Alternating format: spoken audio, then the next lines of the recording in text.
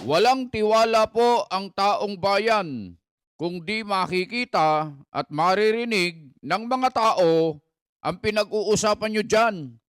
Mananatili pong bias kayo sa paningin ng mga nakararami o nakakarami. Kaya sana po ay i-live nyo po siya. Bakit si Saldi Kulang sa dami ng kongresista na pinangalanan? Si Kulang lagi yung dinidiin. Alam nyo naman na hindi magagawang mag-isa yan kung walang mas mataas sa kanya sa Kongres. At hindi naman din magagawa yan kung walang pirma ang pinakamataas.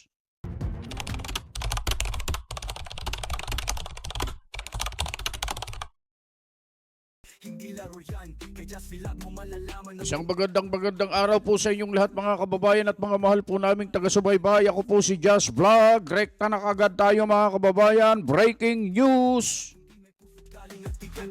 Ito, mayroong mensahe. Itong ICI, yung Independent Commission for Infrastructure.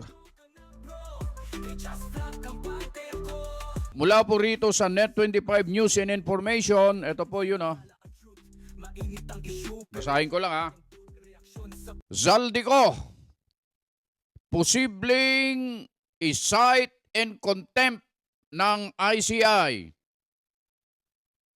Sakaling hindi makadalo si resigned ako Bicol Representative Elizaldico sa pagdinig ng Independent Commission for Infrastructure o ICI bukas, Oktubre 14, hihiling ang komisyon na ma-cite in contempt ang dating kongresista. Kung mangyari yan, maaaring makapaglabas na ng warrant of arrest laban sa dating kongresista kung ito man ay igagrant ng RTC.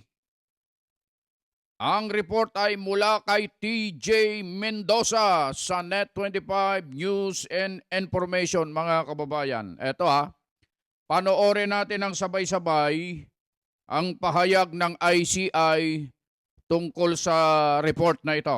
Ito. With regard to Representative Paul, if he doesn't show up tomorrow as invited, what is the ICI going to do?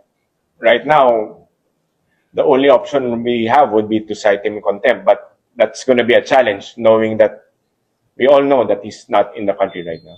Will you be asking a RTC to cite him? Yes, that's the process because, as I mentioned before, there's no contempt powers by the ICI. So the process there is pupunta kami sa korte.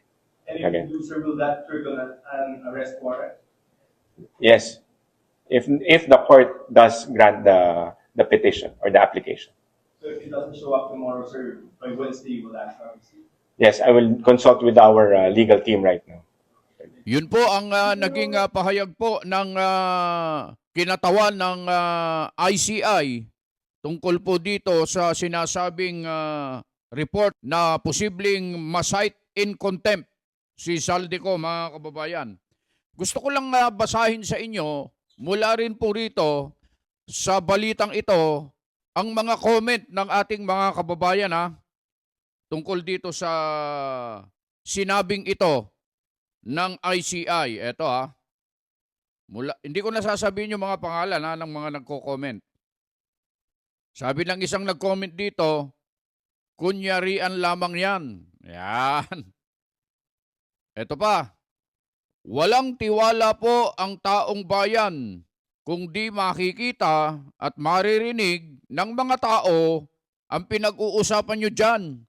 Mananatili pong bias kayo sa paningin ng mga nakararami o nakakarami.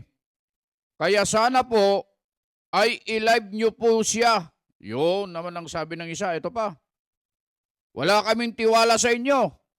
Alam namin na alam namin na pagtatakpan nyo si Romualdez at Zaldico. Ayan. Ito pa isa. Peking investigasyon. Asa pa ba tayo? Kaya nga hindi kayo binigyan ng kapangyarihan kasi ganun din, lutong Macau din. Yan ang sabi naman ng isa. Ito pa, keyword, possible. So pwedeng hindi nila gawin. Pag may utos mula sa taas, circus all along. Sabi ng isa naman, eto pa. Paano isa-cite in contempt yung taong naglilibot sa iba't ibang bansa? Mga buwang. Eto pa. Eto, maganda to. Bakit si Tevez pilit na pauwi ng admin? Si Saldico hindi. Ay, ulitin ko. Bakit si Tevez pilit na pauwi ng admin? Si Saldico hindi. At bakit di cancel at bakit di cancel ang passport pagkaalyado? Hirap na hirap. Pag di kaalyado, mabilis. Ulitin ko nga itong comment na to, maganda to eh. Real talk ito eh. Bakit si Tevez pilit na pauwi ng admin? Si Saldico hindi. Bakit? At bakit di cancel ang passport? Pagkaalyado, hirap na hirap. Pag di kaalyado, mabilis. Yan ang isa sa comment ng isa sa mga kababayan natin. Ito pa. Isa publiko ang investigasyon. Huwag itago. Huwag protektahan si Martin Romualdez. Ito pa. Ano kang ginagawa ng ombudsman at ni Pangulo? Digay pinsan, mekos-mekos mo na yan. 2026 budget na naman ating pagplanuhan. Yung comment ng isa. Ito pa. Bakit si Saldico lang? Siya lang ba? Bagal naman ninyo. Sabi naman ng isa. Alam nyo, lahat ng comment nila rito. Ito. Bakit si Saldico lang sa dami ng kongresista na pinangalanan? Si Kulang lagi yung dinidiin. Alam nyo naman na hindi magagawang mag-isa yan kung walang mas mataas sa kanya sa Kongres. At hindi naman din magagawa yan kung walang pirma ang pinakamataas. Yan ang sabi ng isa. Cite in contempt, pauwiin nyo muna para maniwala kami. Kayo-kayo lang din yan. Ha ha ha. Di tanga ang mga taong bayan. Huwag nyo na po pahirapan sarili nyo. Wala rin mangyayari dyan. Nakapagtataka, bakit hindi nyo kansilayin ang passport?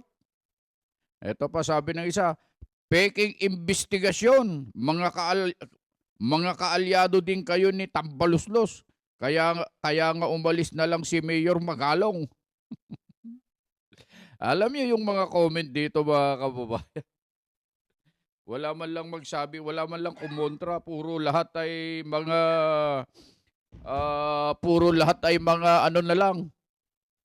Palaban itong mga comment mga kababayan.